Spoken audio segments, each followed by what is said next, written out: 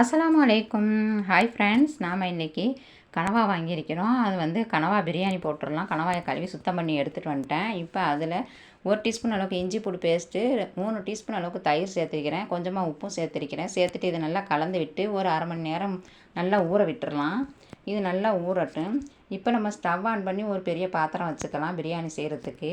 இதில் 3 டீஸ்பூன் அளவுக்கு நெய் சேர்த்துக்கிட்டேன். நெய் சேர்த்துட்டு ஒரு 10 முந்திரி பருப்பை இதில் போட்டு நல்லா வறுத்து எடுத்துடலாம் பொன்னிறமாக.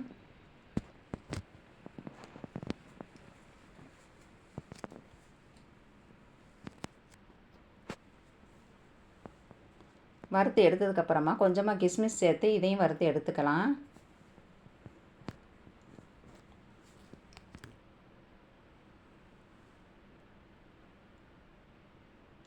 இதையும் வறுத்து எடுத்தாச்சு. இப்போ இது கூட கொஞ்சமாக ஒரு 2 டீஸ்பூன் அளவுக்கு தேங்காய் எண்ணெய் சேர்த்துக்கிட்டேன். சேர்த்துட்டு அதை வந்து நான் வீடியோ எடுக்க மறந்துட்டேன். தேங்காய் எண்ணெய் சேர்த்துட்டு இதில் வந்து பிரியாணிக்கு தேவையான ஸ்பைசஸ் எல்லாம் சேர்த்துக்கலாம். பட்டை, கிராம்பு, ஏலக்காய் எல்லாம் சேர்த்தாச்சு. சேர்த்துட்டு அது நல்லா பொரிஞ்சதுக்கப்புறமா நான் 4 பல்லாரி வெங்காயம் நறுக்கி வச்சுருந்தேன். அதையும் ரொம்ப இலை கொஞ்சம் அதுவும் சேர்த்தாச்சு. இது கூட கருவேப்பிலை கொஞ்சம் சேர்த்தாச்சு. சேர்த்து நல்லா வதக்கி விட்டுறலாம். இது நல்லா வதங்கட்டேன். வதங்கினதுக்கப்புறமா நான் 4 தக்காளி நறுக்கி வச்சுருந்தேன். அதையும் 3 பச்சை மிளகாயும் இது கூட சேர்த்துக்கிறேன். சேர்த்துட்டு நல்லா வதக்கி விட்டுடலாம். தக்காளி நல்லா குழஞ்சி வதங்கி வரணும்.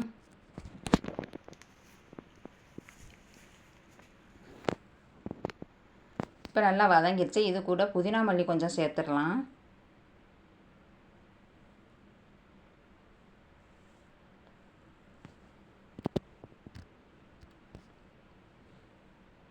இதே நல்லா வதக்கி விட்டுடலாம். இப்போ இதில் 2 டீஸ்பூன் அளவுக்கு இஞ்சி பூண்டு பேஸ்ட்டு சேர்த்துக்கலாம். சேர்த்துட்டு நல்லா வதக்கி விடலாம்.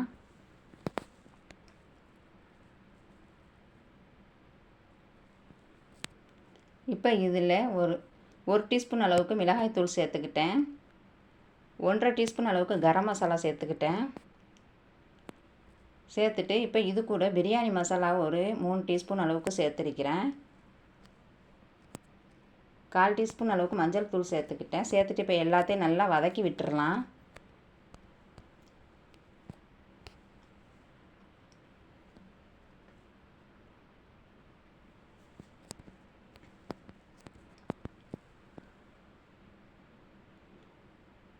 மசாலா நல்லா வதங்கி வந்தால் தான் பிரியாணி டேஸ்ட்டாக இருக்கும், வாசமாகவும் இருக்கும். இப்போ நல்லா வதங்கி வந்துடுச்சு. இப்போ நம்ம ஊற வச்சிருக்கிற கனவாயை இது கூட சேர்த்துடலாம். சேர்த்துட்டு நல்லா வதக்கி விடலாம். நீங்கள் கனவாயை குக்கரில் வேணும்னா விசிலில் போட்டு 2 விசிலுக்கு எடுத்துக்கோங்க. இப்போ 2 டீஸ்பூன் அளவுக்கு தயிர் சேர்த்துக்கிட்டேன். சேர்த்துட்டு இப்போ எல்லாத்தையும் நல்லா வதக்கி விட்டுறலாம்.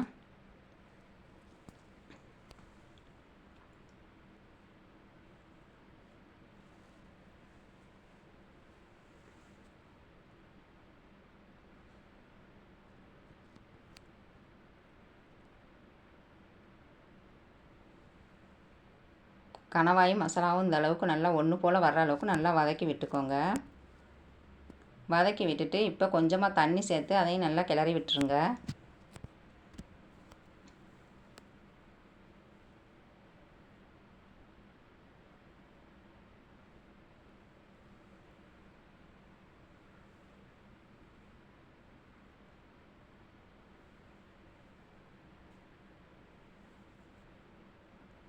நல்லா கிளறி விட்டாச்சு.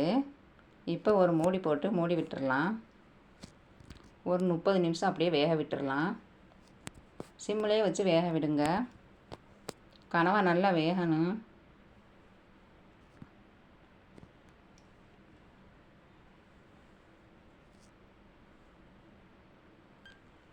இந்த ஸ்டேஜில் நீங்கள் உப்பும் சேர்த்துக்கோங்க.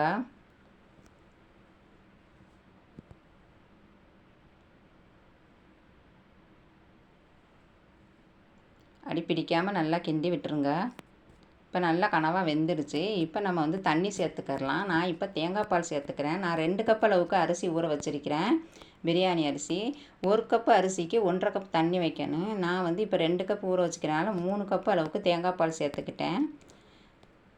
சேர்த்துட்டு இப்போ இது கூட 3 ஸ்பூன் அளவுக்கு கண்டன்ஸ் மில்க் சேர்த்துக்கிறேன். நான் கண்டன்ஸ் மில்க் சேர்த்து செஞ்சால் ரொம்ப டேஸ்ட்டாக இருக்கும்.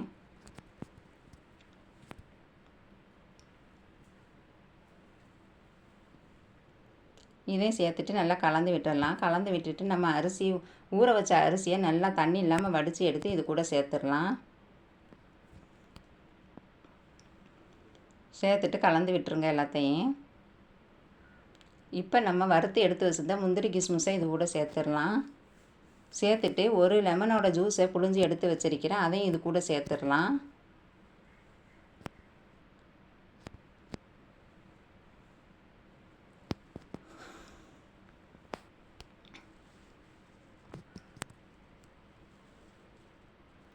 சேர்த்துட்டு நல்லா மெதுவாக அரிசி உடையாத அளவுக்கு நல்லா கிளறி விட்டுருங்க. கிளறி விட்டுட்டு ஒரு மூடி போட்டு மூடி ஒரு 30 நிமிஷம் அப்படியே வச்சிடலாம். சிம்லேயே விடுங்க. இப்போ நம்ம தம் போட்டு வச்சிடலாம். கீழே ஒரு பழைய தோசைக்கல்லை வச்சு அதுக்கு மேலே நம்ம பிரியாணி பாத்திரத்தை வச்சுட்டு அதுக்கு மேலே ஒரு பாத்திரத்தில் தண்ணி வச்சிடலாம். இப்போ 30 நிமிஷத்துக்கு அப்புறம் திறந்து பார்க்கலாம். பாருங்கள், நல்லா கமகமன்னு கனவா பிரியாணி ரெடி ஆகிடுச்சு. பாருங்கள், நல்லா உதிரி உதிரியாக சூப்பராக வந்திருக்குது பாருங்கள். இப்போ இதில் 1 டீஸ்பூன் அளவுக்கு நெய் சேர்த்து அப்படியே விட்டுடலாம். அவ்வளவுதான், கனவா பிரியாணி ரெடி ஆயிடுச்சு. நீங்களும் ட்ரை பண்ணி பாருங்கள். பிடிச்சிருந்தால் லைக் பண்ணுங்கள், ஷேர் பண்ணுங்கள், கமெண்ட் பண்ணுங்கள். மறக்காமல் சேனலை சப்ஸ்கிரைப் பண்ணிவிடுங்க. தேங்க்யூ.